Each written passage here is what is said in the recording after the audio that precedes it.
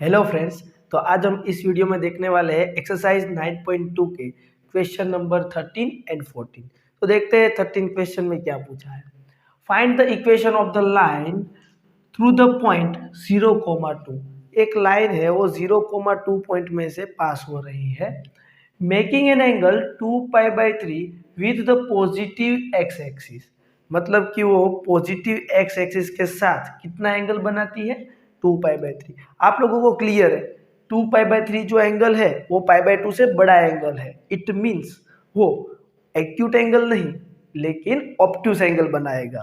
मतलब कि जो एक लाइन है वो एक्स वाई प्लेन में ए वाई एक्सिस है, ए एक्स एक्सिस है, तो 0,2 पॉइंट यहाँ पे होता है और 2π/3 एंगल जो होता है वो 90 डिग्री से ज़्यादा होता है। मतलब कि वो लाइन इस तरह से पास होगी, देखो 0,2 पॉइंट में से, और ये एंगल 90 से बड़ा एंगल हुआ ना, positive direction of x axis के साथ वो थीटा 2π/3 एंगल बनाने वाली है।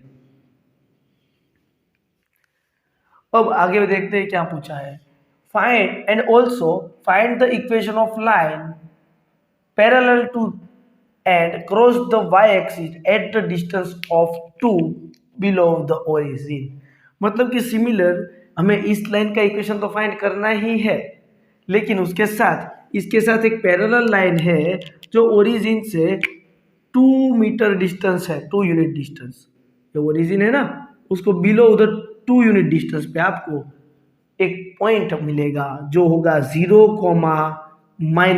वही होगा ना, उसमें से पास होने वाली लाइन इसके साथ पैरेलल रहे, उसका भी इक्वेशन फाइंड करना है।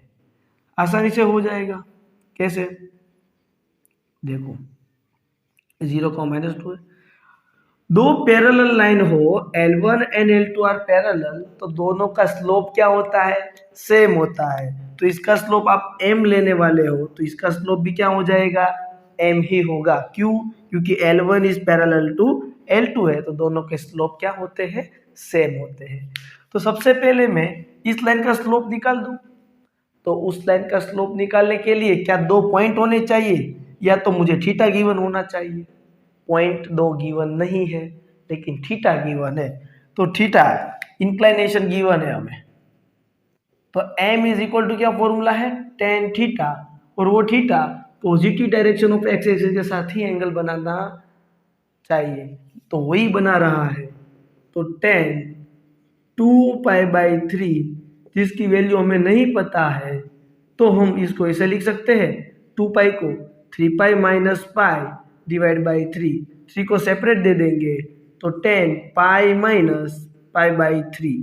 सेकेंड क्वाड्रेंट में हुआ ये एंगल, सेकेंड में 10 होता है नेगेटिव, तो ये आंसर नेगेटिव आएगा। पाई की वजह से 10 का 10 ही रहता है π/3, और 10 π/3 होता है √3। तो हमें दोनों लाइन के स्लोप मिल गए जो है -√3। क्या मिलेंगे, -√3। अब हमें इस लाइन का इक्वेशन तो निकालना ही है, L1 लाइन का। वो निकालने के बाद ऑल्सो फाइंड करना है, इसके साथ ये पैरेलल है तो उसका भी इक्वेशन फाइंड करो। कर लेते हैं। सबसे पहले इक्वेशन ऑफ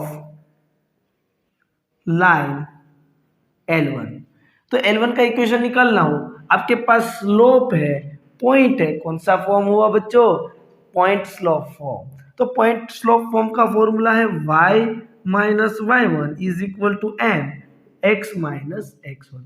ये आपके लिए x1, y1 हुआ, तो पुट कर देते हैं। y - y1 2 है, n x - x1 0 है, m की वैल्यू है -√3। तो y - 2 -√3x ये इधर आ जाएगा, तो -√3x नेगेटिव है तो पॉजिटिव होगा बच्चों, plus y - 2 is equal to 0। चलो हमें L1 लाइन का इक्वेशन मिल गया। अब L1 पैरेलल टू L2 है, इसलिए उसका स्लोप m2 भी कितना होगा, m2 स्लोप भी कितना होगा, -√3। तो फॉर्मूला मिल जाएगा। क्यों, फॉर्मूला तो पता ही है, पॉइंट स्लोप फॉर्म। हमें इक्वेशन मिल जाएगा L2 का, क्योंकि पॉइंट और स्लोप दोनों मालूम है। पॉइंट स्लोप फॉर्म हुआ, फिर से इक्वेशन y - y1। अब मैं y1 नहीं बोलूँगा, क्यों? क्योंकि मैंने ऊपर ऑलरेडी y1 y2 बोल दिया है। तो y minus y2 and x minus x2, y minus y2 minus minus plus, ये -√3 x माइनस 0। अब -√3x इधर आएगा तो +√3x होगा, plus y plus 2 equal to 0। तो मैं L2 लाइन का इक्वेशन भी मिल गया, पैरेलल लाइन थी उसका। तो फ्रेंड्स ये क्वेश्चन बहुत ही बढ़िया क्वेश्चन था। इसमें किसी को डाउट है तो मुझे आप कमेंट करके पूछ सकते हो। इधर एक कॉन्सेप्ट क्लियर होना चाहिए आपको कि दो पैरेलल लाइन है तो दो पैरेलल लाइन, कोई भी पैरेलल लाइन हो, उसका स्लोप इक्वल होता है। अगर दो लाइन परपेंडिकुलर है तो उसके स्लोप का प्रोडक्ट -1 होता है, राइट। अभी क्वेश्चन नंबर 13 खत्म हुआ, 14 देखते हैं। The perpendicular from the origin to a line meets at a point -2,9, find the equation of line. पहले तो क्वेश्चन देख के फिगर में ही लोचा होगा, है ना, आराम से सही से समझते हैं। The perpendicular from the origin मतलब कि एक लाइन जो होगी वहां पे ओरिजिन से एक परपेंडिकुलर ड्रॉ करा हुआ है, और वो परपेंडिकुलर ड्रॉ करा है ना, वो उस लाइन को कहाँ पे मीट कर रहा है, -2,9 पे। अब -2,9 कौन से क्वाड्रेंट में हुआ ये पॉइंट, तो कि सेकंड क्वाड्रेंट में। मतलब ओरिजिन से परपेंडिकुलर ड्रॉ किया, -2,9 पे उस लाइन को मीट करा, तो लाइन इस तरह से होगी जहाँ पे परपेंडिकुलर ड्रॉ किया है। आया समझ में बच्चों? अभी हमें जो ये मेन लाइन है L1, उसका इक्वेशन चाहिए। क्या चाहिए? इक्वेशन। तो उसका इक्वेशन चाहिए तो उस लाइन का पॉइंट होना चाहिए, जो है उसका स्लोप होना चाहिए, वही नहीं है, तो वही फाइंड करना है। तो देखो, वो फाइंड करने के लिए मैं इस लाइन को इसे लंबा कर दूं और उस लाइन को मैं L2 बोल दूं। ये ओरिजिन एक तो पॉइंट ही हुआ 0,0। L2 लाइन के दो पॉइंट्स है आपके पास, -2,9 एंड 0,0। तो क्या आप L2 लाइन का स्लोप नहीं निकाल सकते? स्लोप का फॉर्मूला, इसके स्लोप को हम m2 बोलते हैं, तो m2 स्लोप क्या होगा, इसको बोल देते हैं x2, y2, इसको बोलते हैं x1, y1। y2 minus y1 0 minus 9 divide by 0 minus minus plus 2, तो -9/2। आपको इसका स्लोप मिल चुका है -9/2। अब आप सभी जानते हो कि L2 लाइन परपेंडिकुलर है L1 लाइन पे, तो अभी मैंने बताया पैरेलल लाइन में स्लोप्स इक्वल होते हैं, लेकिन परपेंडिकुलर लाइन में इक्वल नहीं होते, दोनों का प्रोडक्ट कितना होता है, -1। मतलब m1 m2 equal to -1। m2 तो मिल चुका है, कितना मिला है, -9/2, तो आपको m1 मिल जाएगा। Yes, then m1 is equal to -2 by -9, then m1 is equal to 2/9। Friends, m1 भी मिल गया आपको, कितना मिला, 2/9। अब L1 लाइन का स्लोप है, पॉइंट है, और क्या चाहिए, कुछ नहीं चाहिए, पॉइंट स्लोप फॉर्म हो गया है। तो पॉइंट स्लोप फॉर्म से इक्वेशन ऑफ लाइन L1 क्या होता है, y minus y1 m1 x minus x1। m1 मतलब उस लाइन का स्लोप और उसी लाइन का पॉइंट हम वहां पे पुट करेंगे तो हमें इक्वेशन मिल जाएगा।